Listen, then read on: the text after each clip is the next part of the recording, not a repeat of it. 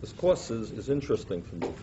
It's difficult for me because I usually go 10 or 15 hours a day dealing with contemporary events in politics, and it's hard for me to disassociate what happened in the 60s from what's happening today. In fact, before I came here this evening, had a meeting in my office with people involved in the Burlington Peace Movement, talking about tactics. How do we build a movement? How do we deal with Nicaragua, which is in many ways Vietnam, except it's worse and it's more gross. So it's hard for me. It's going to be enjoyable because it allows me an opportunity to do something that I often don't have the time to do, and that is to reflect a little bit. But I'm probably not going to do it as well as I should be able to because I am caught up very much in the day-to-day activity, and it's difficult. But let me start off by saying, as I reflect, one of the events that stands out in my life is I spent 1 year at Brooklyn College. I was born and raised in Brooklyn, went to public high school there. Then I went to the University of Chicago. And a thing that I remember very deeply, I became involved in the civil rights movement. And we had a sit-in demonstration to protest racial discrimination in Chicago. The university itself was and is a major landowner in the city of Chicago. In fact, it's one of the wealthiest institutions in the city of Chicago. You have the Catholic Church, the university, and so forth. And the university owned massive amounts of property worth hundreds and hundreds of millions of dollars. And it turned out what we had done is we had a biracial group of people. We had white young people going into an apartment house that was owned by the university and would say, I'm interested in getting an apartment. And I said, well, fill out the forms and da-da-da, I'll come back tomorrow. And we had some black friends going in and they said, sorry, we have no vacancies here. And we learned, students themselves learned that the university was owning a segregated property. And this, of course, the University of Chicago was one of the great institutions in America and also one of the quote-unquote liberal institutions. And to make a very long story short, the students became mobilized and there was a sit-in demonstration. And what I remember probably most profoundly was we had meetings with the president of the university then, who had been a Nobel Prize winner and so forth, very distinguished, wonderful gentleman, and he lied cold right to our face, dead lied. And it was rather shocking. It was rather shocking, and I'd say that was an important event in my life. We're dealing with all these important, impressive, wonderful people, and they lied. And that was very startling to me, and it made me begin on a personal level to begin to understand a little bit about what the world was about. Rick mentions John F. Kennedy and so forth. My reaction was different. At this point, why one becomes the way we become, or you become who you are, or I become who I am, or Rick, God only knows. We don't know, really. The thousand forces, our parents, the early upbringing to make us who we are. But I always had a rebellious streak in me, which was not manifested in political activity. I knew nothing about politics, and my parents were not political. My brother was a little bit, not much. But I remember, for some reason or other, being very excited when Fidel Castro made the revolution in Cuba. I was a kid, and I remember reading that. And it was just seemed right and appropriate that poor people were rising up against rather ugly rich people. And I remember, again, very distinctly, a very distinct feeling. I was watching the debates. You remember the famous Nixon-Kennedy debates. That was the first time the presidential candidates actually debated. And I was becoming increasingly interested in politics. Didn't know much, but was interested. I remember sitting in the student lounge at our dormitory watching the debate. And at that time, well, we can talk about Cuba now, I was very excited and impressed by the Cuban Revolution. And there was Kennedy and Nixon talking about which particular method they should use about destroying the revolution. And I remember the irony as we learned the history later on. Kennedy was saying that Nixon was too soft on communism. Let me pick up a point that Rick was making. In Cuba, we should deal firmly with Fidel Castro. And Nixon was playing the role of, hey, you got to be patient. You know, you can't do these things. You got to negotiate. Well, of course, what he was upset about is that secretly they were planning the Bay of Pigs invasion right then. But for security reasons, he couldn't come out and say, we're already planning the destruction of the Cuban Revolution. Don't worry about it. So he was the liberal, and Kennedy was playing the conservative. And actually, you know, when you read novels, people say there's a sick feeling in your stomach. Usually I'm sufficiently unemotional not to be sick, but I actually got up from the room and almost left to puke. Because for the first time in my adult life, what I was seeing is the Democrats and the Republicans, both of them, and of course, as Rick points out, Kennedy was the flashing young liberal. And what we were seeing right before my eyes, way, way back then, and I didn't know anything about politics, but clearly that there really wasn't a whole lot of difference between the two. The 60s, for me, was a period, I think to understand the 60s, you have to understand the racial situation in the country at that time. In the South, you know, at that time, or some 10 years earlier, at that time, you had racial segregation. I know, as Rick indicated, it's hard to believe. But when we were kids in the South, it was in the newspapers every day, this is white only, this is black only.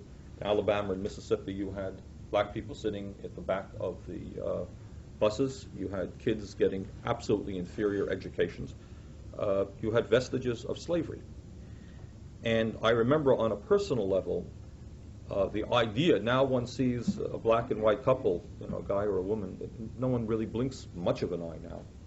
But in that time, even in cities like New York City, which had, you know, certainly large multiracial populations, it was an astounding sight to see a black and white person holding hands. People really couldn't believe it. It was really just absolutely startling, hard to believe. And for me, one of the important things about the 60s and being in Chicago was the first opportunity that I had in my life to work with black people and to understand and work together. And I think one of the things that I saw being at the University of Chicago, which was and is, you know, certainly a very highly regarded university, much higher, say, on the level of supposedly good universities than UVM, is the basic hypocrisy of most of what was going on. I can say without blinking an eye that I learned infinitely more in the streets and in the community than I did in the classrooms. The classrooms were extremely boring. And I remember one incident that comes out in my mind. It strikes me. I'll never forget it. We were involved in the real world, in dealing with civil rights and so forth. And at that time, and became later very apparent, and I'm sure Rick and I will get into this later, in 1968, as some of you may recall if you read history, and it's in that anthology that you have, there was the Democrats held their convention in 1968 and elected Cuban Humphrey for president. They were rioting in the streets and so forth and so on. And the Chicago police were exposed at that point as being extremely brutal. Well, I learned that actually some years before. There were demonstrations, and I remember dealing with segregated schools. The schools in Chicago were segregated. The neighborhoods were very rigidly segregated. And there were demonstrations, blacks and whites working together. And I will never forget, there was a picture in the Chicago Defender, which was, and I suspect still is, a black newspaper of Chicago. And there was a photograph on the front page of a white policeman twisting the arm of a young black girl behind the back. It was a very effective photograph, and somebody had cut this out, put it on a poster. We were holding a meeting to protest police brutality in Chicago.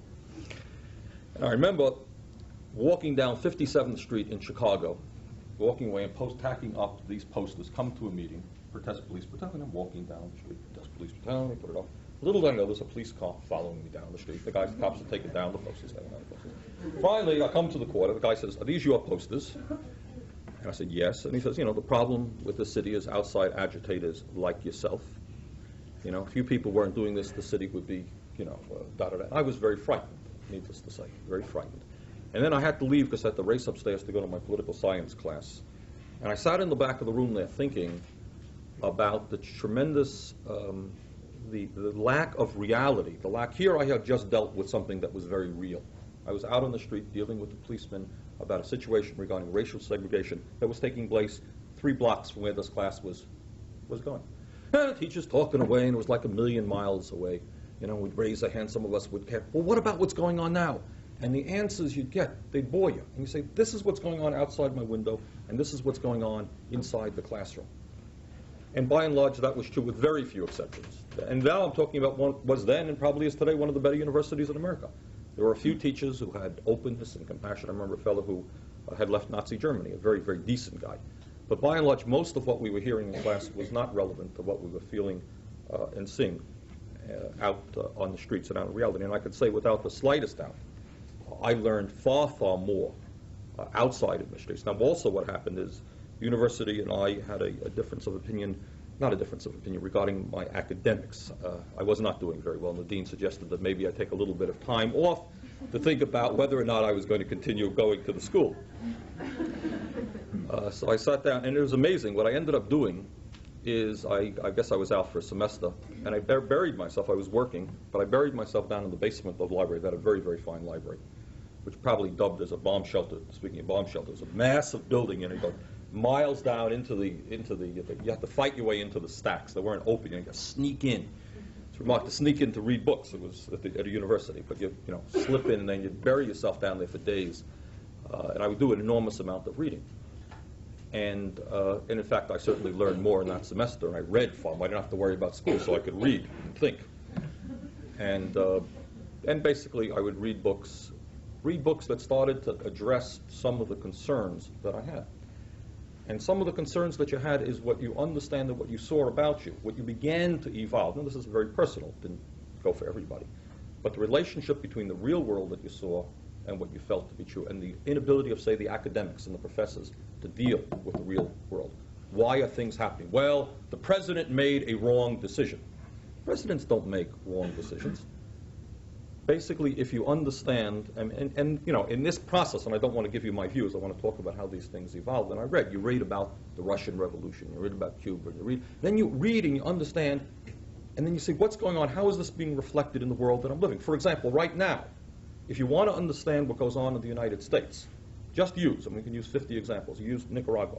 You will learn more. You don't have to go to Nicaragua. You don't have to read the good books in Nicaragua. If you want to understand what's going on in America today, you read the New York Times. And you read the New York Times and you understand why they are not talking about what's going on in Nicaragua. Okay? That's the important story. The important story is not Nicaragua. It's not the United States government attitude toward Nicaragua, which is no different than it's been in 50 years. The United States has the right to destroy any government in Latin America that they want, and that's been consistent for 50 or 100 years. There's nothing new about that. What is new is why, when you read the New York Times, the real truth is not being told and how that's obfuscated.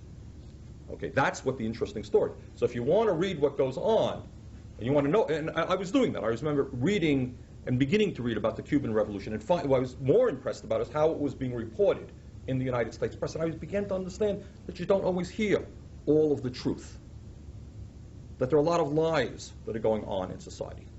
Okay? And that was, to me, a tremendous opening, reading voluminously, as a matter